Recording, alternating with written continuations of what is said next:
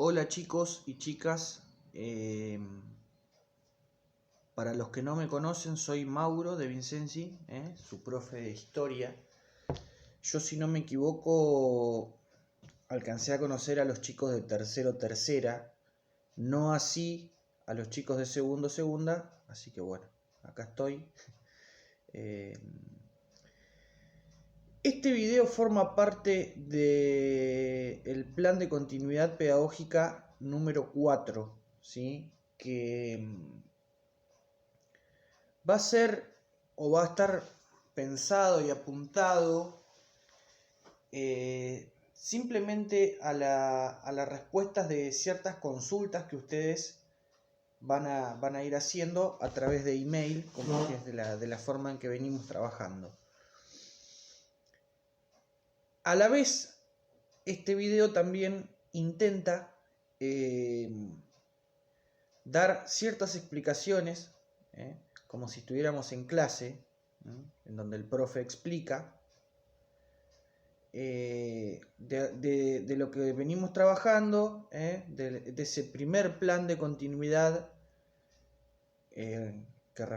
respecto a la Guerra de Sucesión Española, y a ese segundo plan de continuidad donde nos metimos ya de lleno en la cuestión de las reformas borbónicas, ¿sí? y de las revoluciones, ¿sí? La revolución industrial por un lado, la revolución francesa por otro, y por último en esa línea de tiempo que ustedes tuvieron que realizar, ¿sí? En el periodo que vamos a estudiar durante este tercer año, que es ahí donde hubo algunas dificultades, sobre todo lo que respecta a la escala que utilizamos en la línea, o que ustedes pretendieron utilizar en la línea. Vamos por partes. Volvemos al inicio, ¿sí? Esa guerra de sucesión española, y ese cambio dinástico, ¿sí? que hay en el Imperio Español, hacia mediados finales del siglo XVIII. ¿Qué es lo que pasa ahí? Bueno, es muy sencillo y es lo que ustedes lograron resolver en las actividades que me fueron entregando, ¿sí? Fallece, se muere el último rey de la dinastía de los Habsburgos o de los Austrias, ¿sí? Es lo mismo.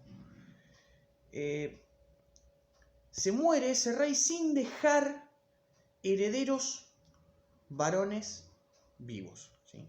Es decir, el último rey de los Habsburgos no tenía hijos varones, tampoco tenía sobrinos y tampoco tenía hermanos, obviamente. Si no tenía sobrinos, no tenía hermanos. ¿Qué pasa cuando sucede esto? ¿O qué pasaba? Ya dinastías no tenemos más. Se buscaba un sucesor inmediato que obviamente pertenecía a otra dinastía. Es decir, se recurría a los primos. Carlos II, que fue el último rey de los Habsburgos, tenía primos en diferentes lugares. Tenía un primo en Francia, que terminó siendo Felipe V, y tenía también un primo en el Imperio Germánico, ¿sí? Y eso desató una guerra de sucesión. ¿Entre quiénes? Entre 4 agentes, ¿sí? 4 participantes en esta guerra. Obviamente el Imperio Español, que era el que tenía la corona vacante. Francia, donde estaba Felipe V, que reclamaba, como primo de Carlos II, reclamaba su derecho al trono español. El otro primo en el Imperio Germánico, que también lo reclamaba, y un cuarto participante en esta guerra, que fue Inglaterra. ¿Cuáles eran los intereses de Inglaterra? Que España no se convierta en una gran potencia. Quería tenerlo frenado al Imperio Español, ¿sí? En ese momento, una Inglaterra con una revolución industrial que estaba ya ahí latente, que estaba por comenzar, no quería que España se le disparara como una gran potencia internacional. Bien. Dijimos, tenemos esta guerra. ¿Quién la gana? Bueno, la gana Francia, ¿sí? ¿Cuál es el premio de ganar esa guerra? Que Felipe V se queda con el reinado español, Y ahí tenemos el cambio de dinastía. Ya no podemos hablar más de Habsburgos o de Austria, sino que vamos a hablar de los Borbones. ¿Por qué? Porque Felipe V pertenece a la dinastía de los Borbones. Es decir, que a partir de ese momento, el Imperio Español pasa a estar en manos de la dinastía borbónica. ¿Por qué digo imperio? Porque España no era ese país pequeño que nosotros conocemos hoy en día, ahí en esa pequeña península del sudoeste europeo, sino que era un imperio, tenía territorios en diferentes lugares, y la mayor cantidad de territorios los tenía acá en América, ¿sí? Luego del proceso de conquista y colonización, que ustedes habrán estudiado en primer y segundo año, el Imperio Español funda esas famosas colonias en territorio americano. ¿Qué pasa? Los Borbones van a introducir una serie de reformas, ¿sí?, en sus colonias americanas. Entre esas reformas ustedes pudieron identificarlas muy bien en el texto, ¿sí?, que fue básicamente la creación de 2 nuevos virreinatos, ¿sí? Durante la dinastía de los Habsburgos había solamente 2 virreinatos en América. El virreinato de Nueva España, con base en México, y el virreinato del Perú, con base en Lima, Perú, ¿sí? Se van a crear, a partir de la llegada al poder de los Borbones, 2 nuevos virreinatos. Es decir, que en lugar de tener 2, como teníamos antes, vamos a pasar a tener 4, ¿sí? Se va a crear el virreinato de Nueva Granada, en lo que es Colombia, Venezuela, parte de Ecuador, y se va a crear, y es lo que a nosotros nos interesa, el virreinato del Río de la Plata, que tenía su capital en Buenos Aires. Por otro lado, otra de las reformas que introducen los Borbones es decir, bueno, a ver, los virreyes, está todo bien con los virreyes, ¿sí? Son la representación del rey, pero ya no con tanto poder, ¿sí? Van a seguir siendo personas con gran poder político, pero ya no como esa mano derecha o ese poder supremo que se le daba a los virreyes en la dinastía anterior, que era la de los Habsburgos. Espero haber sido claro en esto que respecta al plan de continuidad número 1, que ustedes ya me entregaron. Nos vamos al 2. Nos vamos a ver qué es lo que pasa en Inglaterra y qué es lo que pasa en Francia, ¿sí? Gran Bretaña, ¿sí? Esas islas que se encuentran en el Atlántico Norte, ¿sí? Que atravesando el Canal de la Mancha comparten costas con el continente europeo, con Holanda, con Bélgica, con Francia, ¿sí? Bueno, ¿qué pasa ahí? Hacia 1770, 1780, hay lo que se denomina, o lo que los historiadores denominan take off. ¿Qué significa take off? Bueno, que hubo de un momento hacia otro, o en un proceso, un periodo de años bastante corto, un despegue en la producción de materiales industriales que hasta ese momento era desconocido para el mundo entero. Esto nosotros lo vamos a conocer como revolución industrial, ¿sí? ¿Dónde sucede? Bueno, dijimos Gran Bretaña, Inglaterra, ¿sí? ¿Cuándo sucede? En el periodo 1760, 1770, 1780. En esos 20 años podríamos decir que se da este famoso take off.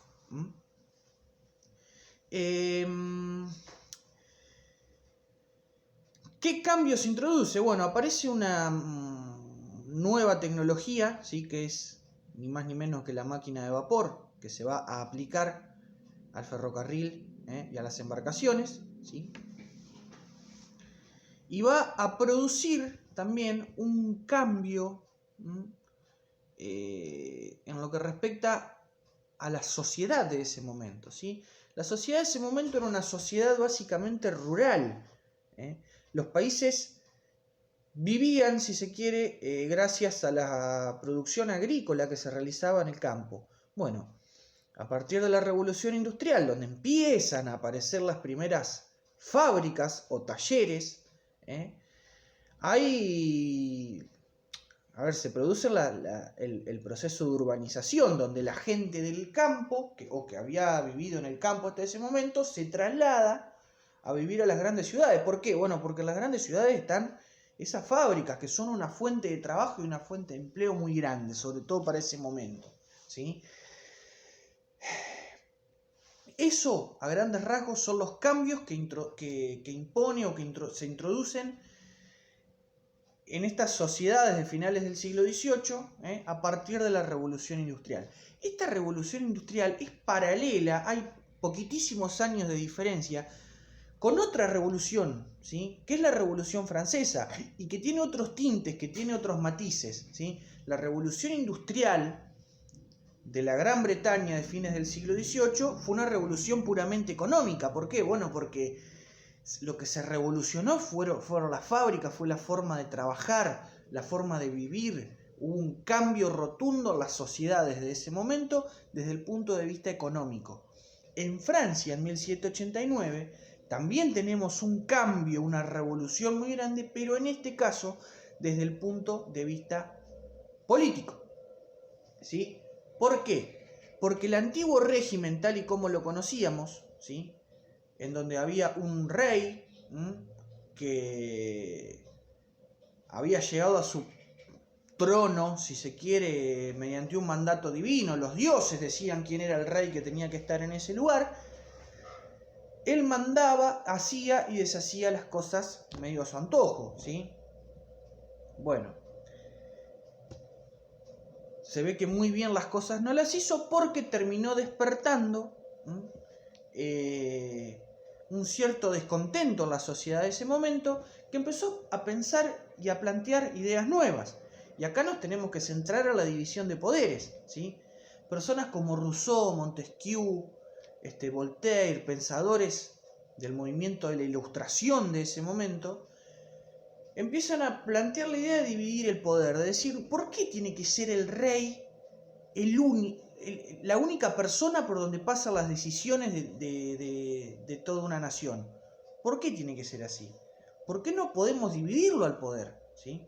Y ese es el nacimiento, es la génesis de lo que nosotros conocemos hoy como división de poderes. ¿Sí? Nosotros hoy, 2020, en Argentina, seguimos basados, ¿sí?, en eso que aparece allá a finales del siglo XVIII en Francia, que son los tres poderes: poder ejecutivo, legislativo y judicial, ¿sí? Bien. ¿Qué hizo la sociedad francesa de ese momento? Le puso un freno al rey. Le dijo, no puede ser, no podemos seguir así.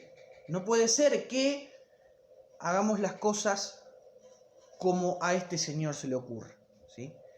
Pero eso no fue un cambio pacífico que se lo plantearon al rey y el rey accedió. Fue un cambio violento, ¿sí? Hubo una toma de la ciudad por parte de los ciudadanos, ¿sí? Ese rey termina huyendo y a ese rey le terminan cortando la cabeza tiempo después, ¿sí?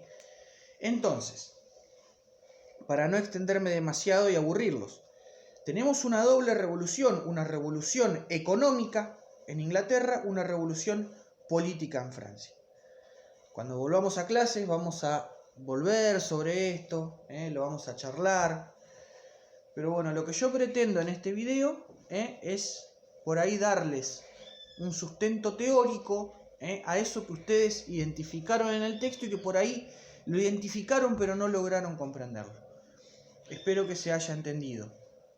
Vamos al tercer paso, que es esa línea que ustedes esa línea de tiempo que ustedes tuvieron que realizar, en donde a muchos de ustedes les resultó simple y sencillo y a otros por ahí se complicaron. A ver, cuando yo les hablaba de una escala a la hora de realizar una línea de tiempo, es matemática pura, ¿sí? Es a una determinada cantidad de años otorgarle una medida específica. Por ejemplo, ustedes me tuvieron que hacer una línea de tiempo que abarcaba más o menos desde 1780 hasta 1880 o 1900, no recuerdo bien como se lo puse en la consigna. Supongamos que tenemos 100 años. Bueno, ¿cómo vamos a dividir esa línea? Supongamos cada 10 años, le vamos a hacer 10 cortes, 10 por 10 nos da 100. A esos 10 años había que aplicarle una medida, supongamos 5 centímetros. Entonces, ¿qué? Nos queda una línea de 50 centímetros, ¿sí? Si queremos que nos entre la hoja, la hacemos más cortita, 2 centímetros, ahí nos quedaría algo de 20 centímetros. Bueno, eso es la escala. A partir de ahí, ustedes a través de la investigación que hacían, tenían que introducir acontecimientos que hayan ido pasando durante todo ese siglo y ponerlo precisamente en la línea de tiempo. Les repito, muchos de ustedes lo hicieron correctamente, a otros se les complicó, no importa, también con el retorno a clases vamos a volver sobre esto, así que no se preocupen y no se desesperen. Este video, que como yo ya les dije, hace parte del plan de continuidad pedagógica número 4, apunta a ¿qué? A que a partir de todo esto que yo les acabo de contar, respecto a la guerra de sucesión española, a las reformas borbónicas, a la revolución industrial, a la revolución francesa, sumado a todo lo que ustedes ya deben tener en sus carpetas, que es lo que me fueron entregando, les va a generar seguramente alguna duda. No tienen por qué entender todo, ¿sí? Bueno, esas dudas que surjan me van a hacer consultas vía email, ¿sí? Al mismo email al que ustedes me están enviando las actividades, me van a enviar preguntas, ¿sí? Las preguntas que les vayan surgiendo. Y yo se las voy a ir, o por lo menos voy a tratar de respondérselas de la forma más clara posible para que los temas se vayan entendiendo. Quizás no tienen ninguna duda. Bueno, si no tienen ninguna duda, si ustedes ven que van comprendiendo todo, no me hacen ninguna consulta. Pero les repito, tiene que surgir alguna duda, ¿sí? Si no, estaríamos hablando de que ustedes son unos eruditos en la materia, cosa que obviamente no creo que pase, porque a todos nos genera incertidumbre, o nos genera algo que no entendemos, ¿sí? Así que bueno, chicos, las consultas las van a hacer, como ya les dije, vía email, ¿sí? Recuerden ponerme su nombre, su apellido, a qué curso y a qué división pertenecen y a qué institución asisten. Les mando un saludo a todos, cuídense, estamos viviendo momentos difíciles, así que seamos responsables, no solamente con las tareas, sino también con el cuidado personal que tenemos que tener para poder salir de esta situación un poco airosos y saludables. Les mando un saludo, espero sus consultas, espero sus emails, así que bueno, chicos, nos estamos viendo en un próximo video o en el retorno a clases. Chau.